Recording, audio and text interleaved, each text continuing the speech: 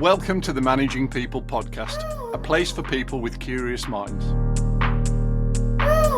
Hello, I'm Pete Fullard, and I have a real interest in people, and in particular the impact a great business manager can have. And that's what this podcast is all about, listening to people who've been there and done it, share their stories and learning from their experiences. You can find a whole load of insights and resources on the People Managing Hub, and the link is in the episode notes. And if you need to upskill and measure managers, then check out the Managing People page at upskillpeople.com. Jan Bowen-Nielsen, welcome to the Managing People podcast. Thank you very much, Pete. So Jan, let's start with your first job. What was that then? I'm not sure you want to go this far back, Pete, but actually my first job was right back when I was about 6 years old. So I've probably always been in me. So I like work. I like to get out and do things. So the very first job was actually a vulcanizer.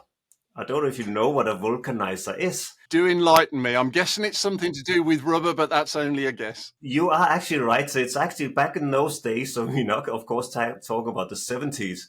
It was quite common that you got your tires resurfaced, particularly trucks. That in the village we lived, there was a vulcanizer, and trucks and people's private cars would come in and get resurfaced, or they would get new tires on. So I loved being in that small team. I think there were two brothers and a few staff and myself, and I was only 6 years old, so I was doing sort of handyman job type of thing. But it would be like using sort of a proper sort of pneumatic sort of drill or whatever you would call it to take the nuts off and put tires on and help out. So that was my first job, but it goes back quite a while. I don't remember, it was really just pocket money I got out of that. After that, I moved into other things, like I worked on a farm, given that I lived out on the farm side, not on the farm ourselves, but in a community where there was quite a few farms around us. And I actually really enjoyed working on the farm with animals and tractors and all that sort of things that a young teenage boy would want by that time. From there, moving into other jobs I can remember. A librarian. Actually, I was a librarian for a number of years in a small local library. So they were only open 2 nights or 2 evenings a week. I would be one of the librarians that helped people check their books in and out and sort them and put them back on. So that was sort of my early career. And then my first big job, which will probably feel a bit more relevant when we get into my career, is actually I used to, and you probably didn't know this, used to be, let's call it a semi-professional musician. So right from when I was 13 years old, I actually started going out and entertaining people and sort of families at family parties. So that would be weddings, anniversaries, also sometimes company parties.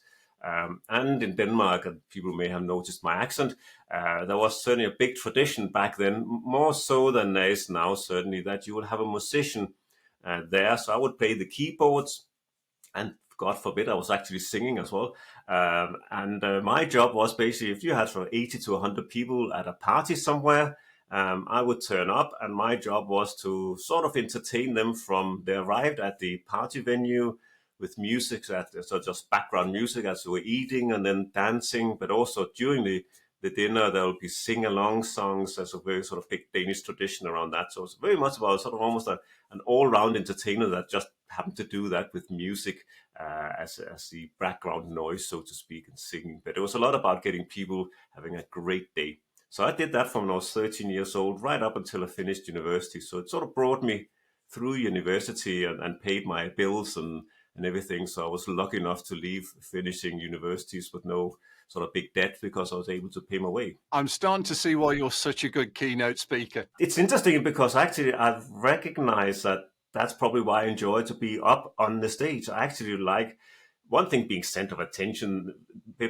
That's probably less the driver than it's just to see people smile, enjoying themselves, having a laugh, learning something, walking away with some aha moments. That really is inspiring me to go through and stand in front of hundreds, thousands of people sometimes when I do public speaking, yes. So university, what did you do there? Well, I did engineering, which seems quite far away from what I do today, but it actually even engineering, I enjoyed it. I really enjoyed the maths and the physics of it. It was electronics engineering, and it started my career as well. And as I moved into that space, um, but what was also interesting in that part was that I fairly early in my then actual career, once I finished university, realized it was actually the leadership and management I enjoy. And it was good to have an engineering background. I knew how to ask the right question when you're in technical leadership. But the reality that fairly quickly became the technical side didn't stay the driver for me, so to speak. So I never did more studies on to top up my engineering degree. I went much more sort of sideways towards management leadership over the rest of my career. Eventually, so ending up leaving the corporate career and going into the consultancy, coaching, leadership training space. Absolutely. And what was the first job then? I worked up in the northeast of England, which of course was a bit of a challenge arriving on the ferry from Esbjerg in Denmark at the in Newcastle and on the Tyne. And when I came off the ferry, they were not speaking the Queen's English I was used to, I must admit. So that was a steep learning curve in learning the local language. And originally, I actually came to finish my engineering degree, but then I was offered a job at the factory. So it's a big factory, so that's 400 people, 500 maybe, doing assembly, and it was in the telecom sector. So it was headsets for call centers. Within 6 months, I had people reporting to me. Of course, I was the late 80s into the early 90s, and the expansion in the telecoms was like, if we didn't expand by 50 to 100%, we were having a bad year. So there was a lot of opportunities that were possible for me. So early into management, how did things develop from there? So I was there for 6 years and really had, for looking back, quite a stellar 6 years with the company in the Northeast. So I went from basically starting engineer to being head of all technical sides of the factory. So that meant I had about 40 people on my staff. So from the tool shop that make sure all the equipment was working on the various workstations around the place, to also make sure that the premises were in order and secure and so forth. But really taking care of also sort of getting new products onto our production lines.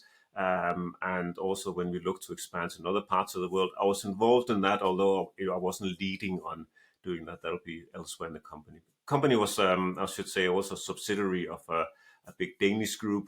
So there was also people in Denmark doing the actual R&D, but they were then brought to us to do the prototyping and then start to bring them into factory scale production. So that was my job back then, and that was back when you had just in time and TQM and all the other sort of buzzwords that we remember happening back in those days coming from Japan and the US and new management techniques. So it was a very exciting time. And how would you describe the management culture and approach at that time? Particularly coming from Denmark, of course, and then seeing a British culture. And this is not to be derogative anyway, but it's a really big differences in the mindset in this sort of Scandinavian approach, which is much more, back then certainly was, and probably still is to some extent, much more consensus orientated. So you are more likely to ask questions of at any level in the organization and involve people.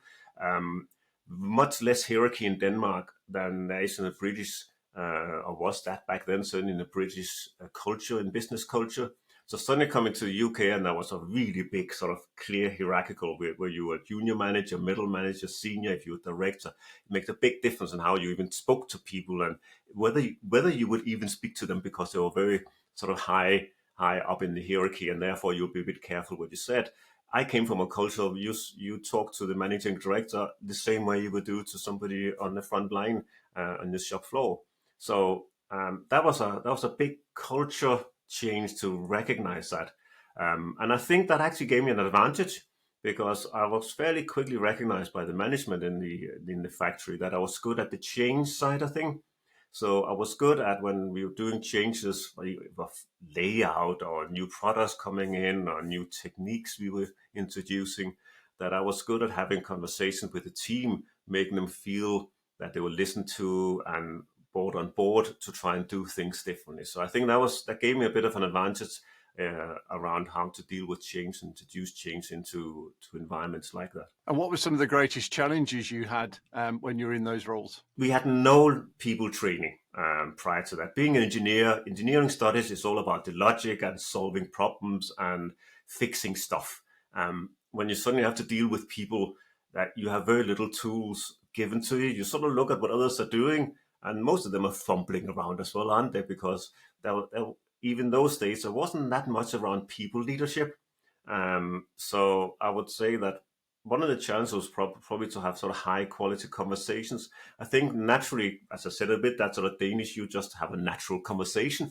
So probably that was better than I saw around me at times with some of the other managers who was very command and directional in their approach, so sort of a command and control style, where definitely that wasn't me naturally. I think I did gravitate a bit to it because that's what everybody else was doing. And I think it took me years to get out of that into a space which I would wish I would have learned back then, to have those but sort of just better quality conversation to get the most out of your team that you had around you. It didn't take long before I realized there were people who were better at the technical side than me. I quickly learned there was no point in trying to pretend to therefore be the best at it. Just let everybody and bring them together and get the best out of them. That made me look better in any case.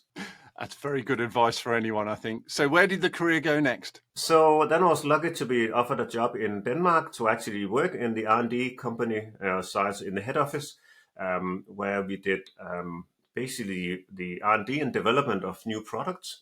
And I think at that point I was already starting to become a bit of a maverick and somebody who sort of sometimes stirred the pot. So the term that some person used, which I now sometimes use to describe myself, was I was a good troubleshooter and troublemaker, because there was something wrong in the development department that wasn't quite working. We were the second biggest in the world, but and we were seen as an innovator. But actually, when we looked at our track record over the last 6, 7, 8 years, I can't exactly remember the number, we actually hadn't launched a major new product line, something that was innovative and different. It had just been modifications and customization of existing product range. And what we could see was that there was quite a few things on the way, but they just never got to the production line and to the full product launch. So we reorganized the department, and in that role, I ended up rather than just being a head of an R&D department, I actually took on sort of big projects, the two big strategic projects that the company had on a strategic project as a new product to be launched. So that's my little claim to fame, is that actually the team I led, which was a team with people from Taiwan and Japan and the US and several European countries, we basically brought to market the first cordless headset. So that's my little claim to fame. So if you look at any cordless headset today, that was the starting point for that. And I say that with a little, maybe probably should add, it wasn't fully cordless. There was actually a little belt pack, but you could walk around. we couldn't make it small enough back then.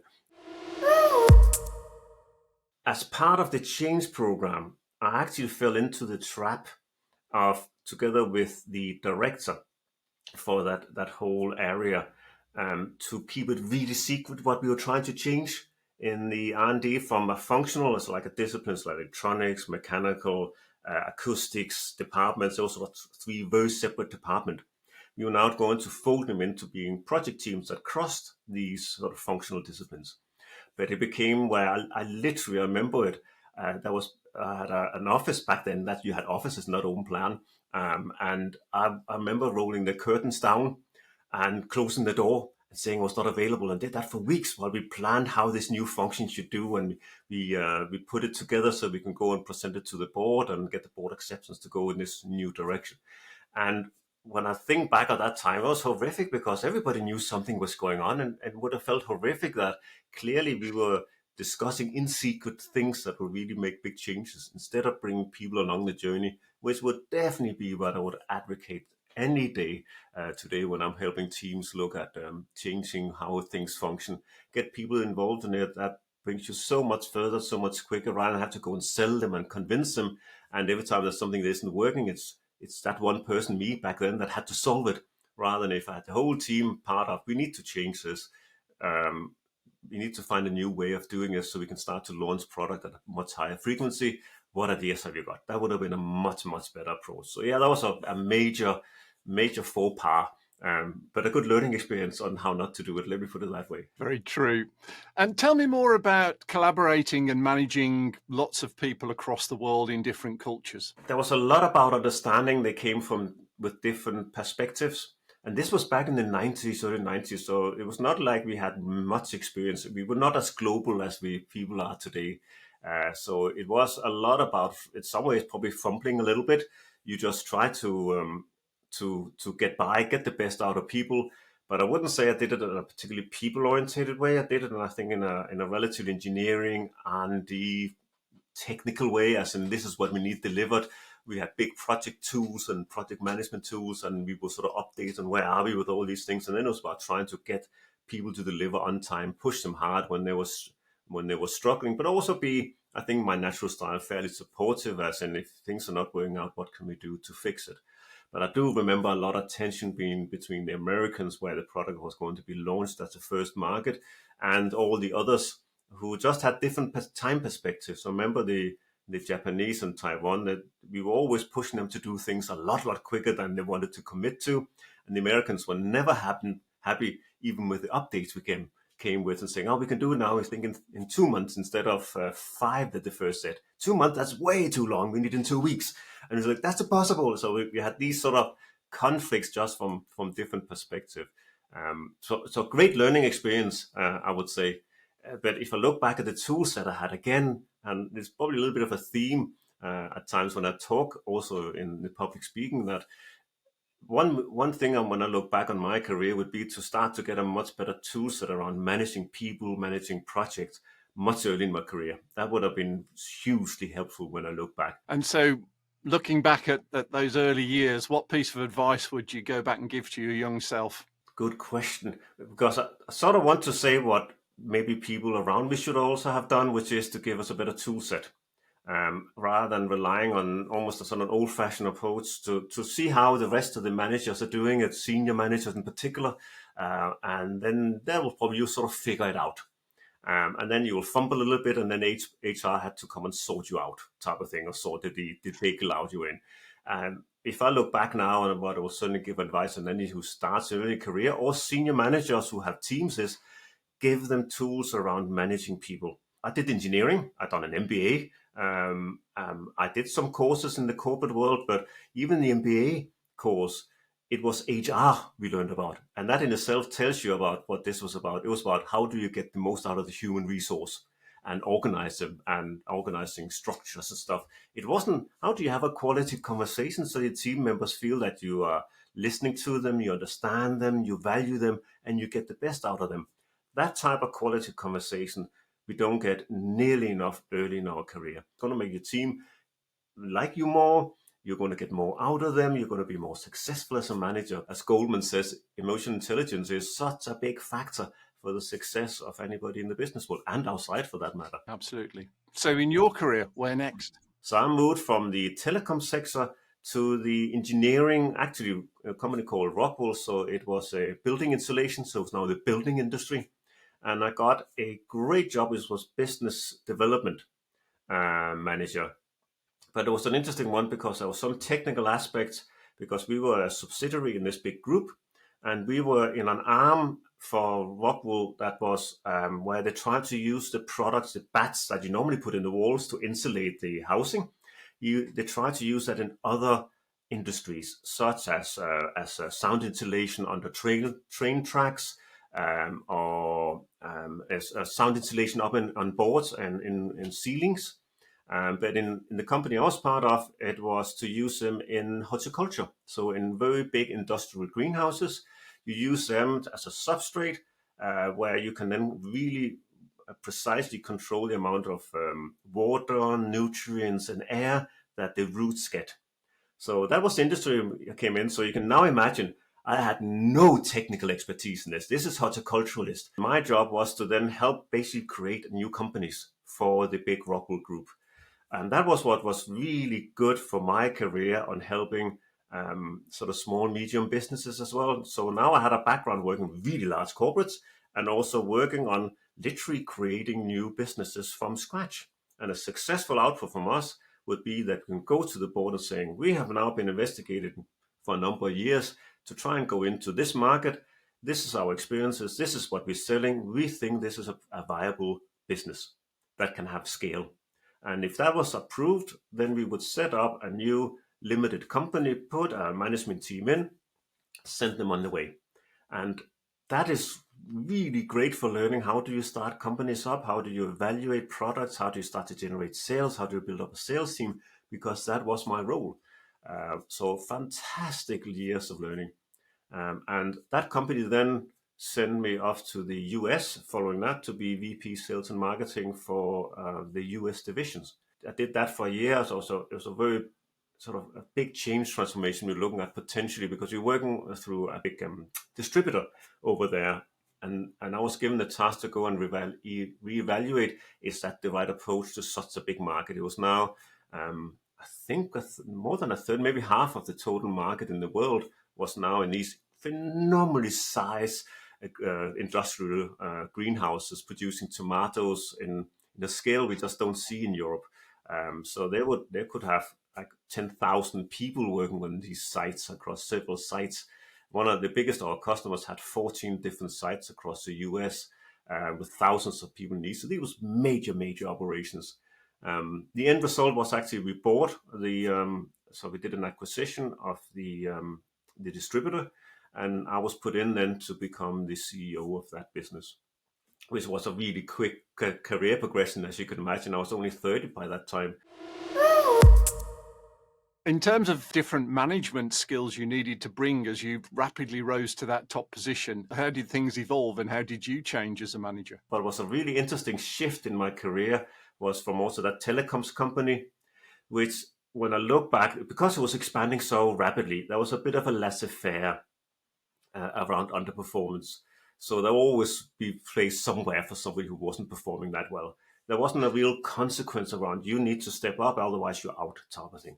So I think there was a little too much deadwood allowed, if you can use that term, to sort of keep going through a company without really understanding when they were not doing well. They were not getting the messages. It wasn't really pushed upon managers, you need to do something about this. We sort of found solutions for them. Moving into an engineering company with a family company, it was very big, so it was 8,000 to 9,000 people in it. They were at 100 and something years old. And suddenly there was a very different mindset around deadwood is not allowed. There's consequences when people are not performing. So when things went wrong, I would push it in towards a blame culture, as in probably a bit too much that direction, too harsh on just we need to find out and somebody needs to take responsibility and do something about this. So that was a really hard shift. And I would say in the first 6 months of moving from the telecoms and over to an engineering company, and suddenly facing into being asked as a senior manager to go in and just have these really difficult, hard conversations. At times when I felt it wasn't maybe necessarily that fair either. That was a hard learning experience, and I was really considering leaving early on. It took me a while to get my head around this and sort of start to maneuver it. But I certainly learned from some of the management I saw around me, that's not the manager I want to be. So sometimes you come as a relatively senior manager by this time, but you did still become a little bit of a buffer between a really harsh style from managing director and above in the group to sort of protect the staff a little bit and be a bit on their side and having a bit nicer conversation than they actually almost demanded from you in this case. So I learned a lot about also the sort of manager I don't want to be in that case, as much as I learned about actually I should also have been probably stronger in the first company I was in of addressing when people were not doing well enough and there something wasn't right in their performance. So that was a bit from both sides. I certainly learned in those years, I would say that. So lots of learning, lots of challenges. What were you most proud of? The US company was a genuine turnaround. As in when we bought the company, it wasn't realized in how bad financial situation it was in. And it was sort of a little hidden that we bought it out of a very large, much larger company, and there was cuts that just weren't recognized. So it was quickly, and as I was put in as CEO, this was actually a genuine turnaround. We couldn't continue as it was. So I think we cut about 40% of staff and every distribution center was changed. That was a hard time to go through. I learned a lot from it and being really clear and addressing things. And I think I would say I'll be proud of that company. We did manage to turn into a position where it was actually doing well. And that was in the background of one of these things you hardly ever hear about anymore. There was big tariffs on the goods brought in from Canada, which meant that our customers in one of our big markets were suffering a lot, so therefore not spending a lot of money. So if you suddenly had a trade war like that between two big nations, that was really causing us some problems on the margins and on the volume of sales that we were expecting to do. So in that background, managing to turn the company around was, I think, a major achievement with, of course, a whole management team around me. I would never say that was just my doing. So from CEO, where next then, Jan? Our daughter at that point was 5 years old, so we had a real choice to make on where to come back from the US. And I was offered a job in Denmark, but we actually decided we would prefer to come back to the UK. My wife back then she is English, and we decided to come back to England. So we decided to come back with a sort of a severance package that the company usually give people stations abroad. And that gave me a sort of good 9 months to try and find a new job. And I must say, I came back with in my head that I would take on another CEO role, and maybe a bigger company with a bigger challenge. That's what I had a track record. I haven't done that, so that would be where I would go. So that's the sort of jobs I was looking for. But what was really interesting, I actually met up with another consultant, another Dane, who was based in London, and we decided to actually work together. And I came then from the corporate background, risen up to the ranks, CEO roles, senior management for quite a few years by that time, whereas he came with 15 years plus of consultancy and having been part of building up Scandinavia's biggest independent consultancy. So he's gone from a team of 10 people to 600, and now he'd moved to London and was at that point setting up his own consultancy. So we decided that must be a good combination. And tried it out. And I would have to say, prior to those conversations, I would have forsworn that I would be a consultant, because my experience with consultants in the corporate world was there was a lot of people I was unimpressed with. So going into that space I was hesitant, but what I actually realized was I was actually probably going back to what I really enjoy doing. Because what we did was in the company was big change programs for me and the business partner. So that's helping companies, particularly when it's around culture, how we're doing things, not the technical side. There could be IT behind it, but that's our role was typically around how do we get people to adopt that. So these was big, complex stuff, and we worked with some big companies, the Shell, the Bank of Scotland. Sort of, we got some big orders in those sort of first years. But what I found was suddenly when I got the really big buzz was when I was stood in front of a group and doing a workshop, and it wasn't easy. And you're trying to both getting people having a great experience and get them to move from one place to another in their mindset and their thinking, being creative together, that whole cajoling that. And that felt probably sort of back to my days in teenage years where I was out doing the music and entertaining people in weddings and anniversaries that they were having big family parties. But here I was just doing in the corporate world. So I was combining those two, and looking back, it's probably the right shelf I landed on finally. So many years doing that, helping tens, if not thousands, of managers and businesses. How have things evolved in terms of management style, would you say, in the last 10 to 20 years? I would say there's been a lot of shifts just over the last 5 years. So as in we start to see the inclusiveness, well-being, they're becoming much more to the forefront, which of course leans well into our core product around coaching, training and coaching, which is all about the people and the high quality conversations. So you can see again, I'm landing also in a space that this is about what I felt I was missing back when I was a manager, that we're now trying to educate groups and making coaching part of what a manager does. And which fits so well into the shift we're seeing. We're so far away from the command and control. There's not many industries that is using that. And I think that shift was happening already when we moved sort of towards the knowledge work, I think we were calling it in the noughties, where it's a lot about how do you get the best out of people, where it's a brain you're doing. It's not just sitting on an assembly line and how much can you get this human who's basically acting like a robot a bit, isn't it? You put that bit on, and how quickly can you do that maneuver before you move it on to the next station? Those days, that still exists, of course. There's some environments that might still be the case, but most of the work we see in the UK and in Western Europe and beyond is where it's trying to get the best out of people's head. So that's about how do you get them to make good decisions, think well, be confident in their decision making, being confident in their thinking, and being able to perform at their best with their heads, which is a very different space where the old command and control just doesn't work. And there's no doubt in my mind it's about having great conversation with people, being clear as a leader on what is the direction, why is it worthwhile being part of this team, what difference are you and the team and the company making, and attracting the right people in to be part of that environment, and then get the best out of them when in the company. Because they won't be there forever. You shouldn't expect them to be there forever. People also want to develop and grow and go to other companies. That's part of how you get the most vibrant environment you can possibly have in your companies. And coaching, quality conversations, good people management skills, being good visionary, a good communicator. These are the skill areas that a modern leader and manager needs to do.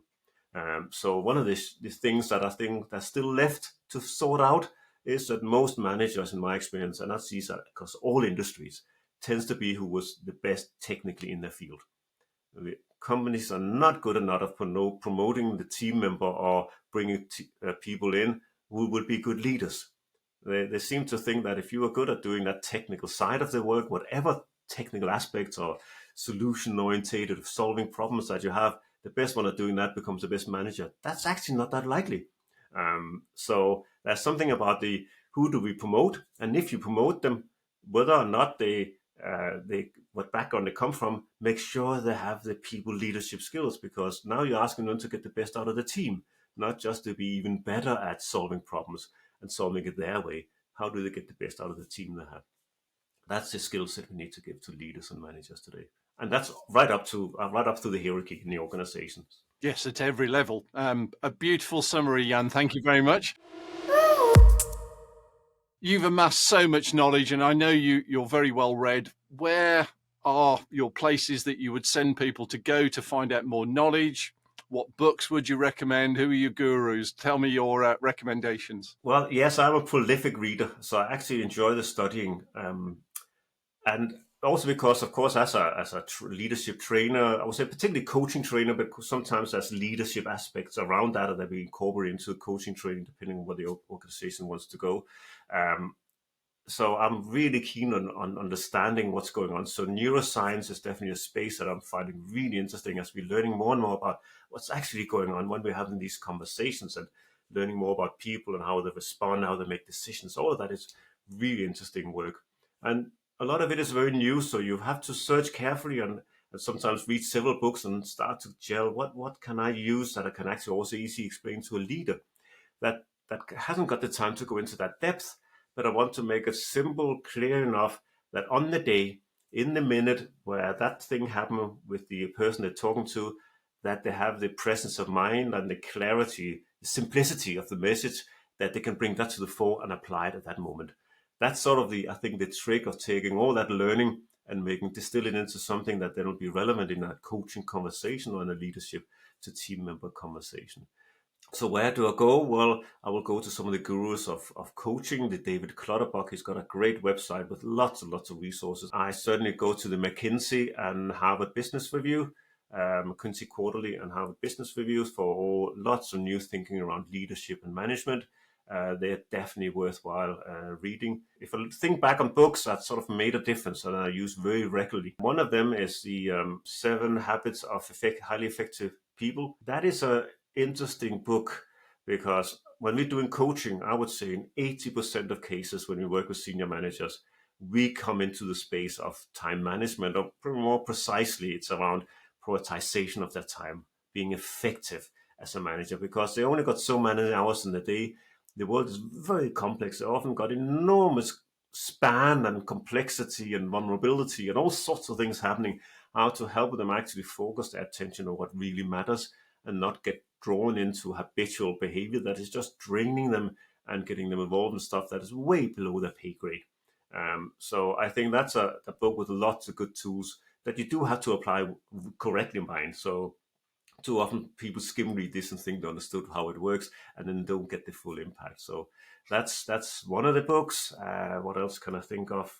We have Julie Starr, actually is a lady coach that I read when I started sort of my coaching career. She's written the coaching manual, and I still think that's a really good starting point for anybody who wants to go into coaching. She's done a couple of books which are more designed for managers with fairly relatively simple language. I'm not simply as dumbing it down, but as in you need to be able to recall it when you're sitting in your day-to-day conversations, and she's good at doing that. Nancy Klein around listening and being a really good listener, I find is an important skill and the basic skill that any leader and any coach needs to have to make sure the other person know they can trust you and that you're actively listening and understanding them and understanding their perspective and where they're coming from without judging them.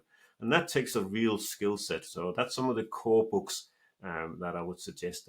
Thanks, Jan. And I've got a few others that I know you've sent over. I'll put them all in the notes. That is wonderful. Jan, I always learn something when I speak to you, as I do to most people. I really do appreciate your time. Thank you very much for being on the Managing People podcast. Excellent. Well, thank you very much, Pete. Very happy to be here. Thanks for joining us. I hope you found it informative and interesting. There's a whole lot more on the Managing People Hub, including everything that's mentioned in this episode. The link's in the notes. If you'd like to get in touch, that would be great. Let me have your comments and feedback, and please do subscribe. See you next time.